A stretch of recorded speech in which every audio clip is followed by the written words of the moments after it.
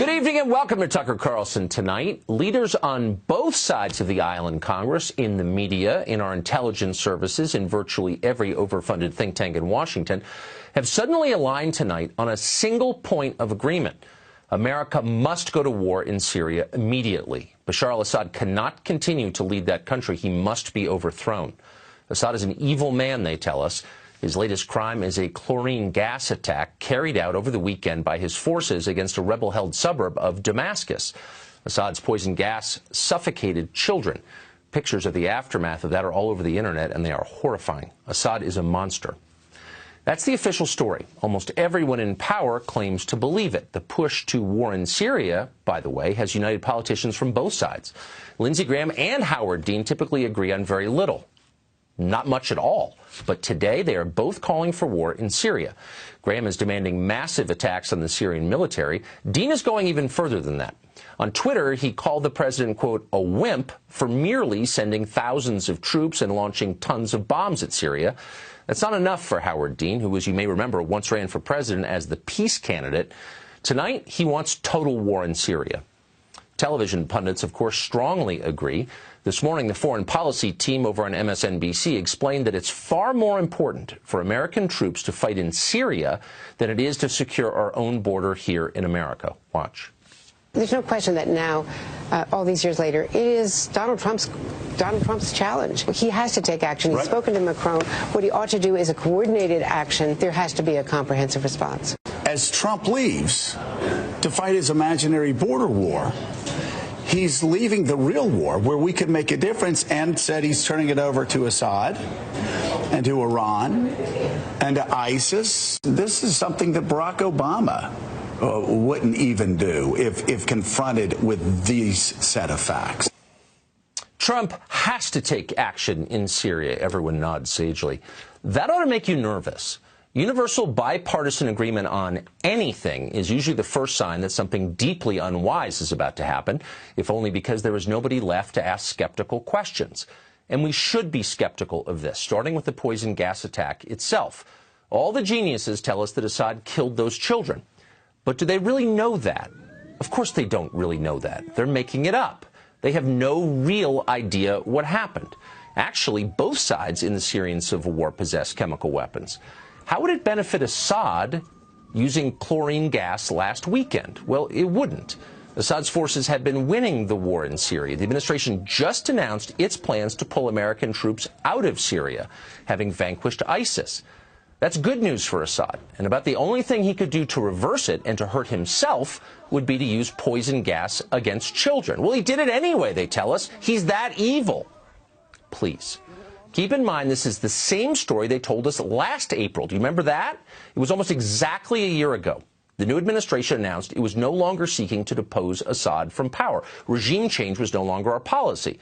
So the usual war chorus in Washington started yelping, went berserk, and days later, Assad supposedly used sarin gas against civilians in Syria. There was video. We bombed a Syrian airbase in response to that. At the time, this show asked what seemed like the obvious question, are we really sure that Assad did that? It seems weirdly timed and counterproductive to him. Shut up, they explained. Of course we're sure. What an unpatriotic question. But of course they were lying. 2 months ago, the Secretary of Defense admitted that actually we still have no proof that Assad used sarin gas last year. The story, it turns out, was propaganda. It was designed to manipulate Americans, just like so much of what they say. We've seen this movie before, and we know how it ends. But just for the sake of argument, let's assume they're not lying this time. Let's assume Assad did just use chlorine gas against kids. He's perfectly capable of that, by the way, not defending his moral character. Let's say he did do it. Would that be worth starting a new war over? Overthrowing Assad's regime in Syria would result in chaos. Many thousands would die. In fact, we might likely see the genocide of one of the last remaining Christian communities in the Middle East, and we ought to care about that. Some of the dead, of course, would be American servicemen. A new war would cost us tens of billions of dollars, maybe hundreds of billions. Would it make America safer? Would it make the region more stable? Let's see. How exactly did regime change work in Iraq and Libya? Doesn't matter, say our moral leaders on CNN and everywhere else. Atrocities like this cannot be tolerated. Okay, but let's be real. We do tolerate atrocities like this all the time. For example, there's a devastating famine killing children in Yemen right now. The Saudis are causing that famine. Should we drop tomahawks on Riyadh in response? Not until it's on YouTube, apparently. When you conduct foreign policy by viral video, pictures are essential. But in real life, Syria is a highly complicated place. With Assad gone, who would run it exactly? Do we have another strongman in place to install? Or is it our hope that a stable democracy will magically appear in the wake of this protracted civil war? And who exactly are these moderate rebels you're always hearing about, the ones that we're supporting with your tax dollars? Well, a lot of them turn out to be Islamist crazies.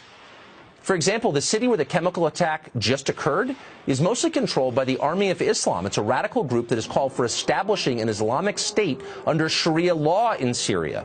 That group's founder called for exterminating all Shia Muslims and Alawites from the country.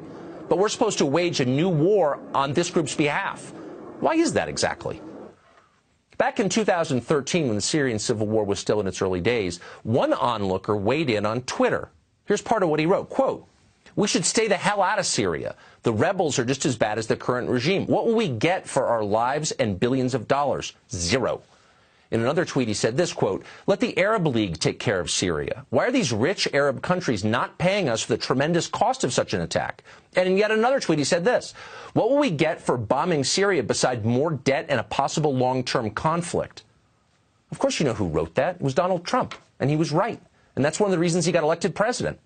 And now the same people who brought you a dying American middle class, undefended American borders, and endless pointless wars in countries you could not find on a map are telling the president he's got to depose Assad for reasons that are both unclear and demonstrably dishonest. And by the way, it may happen.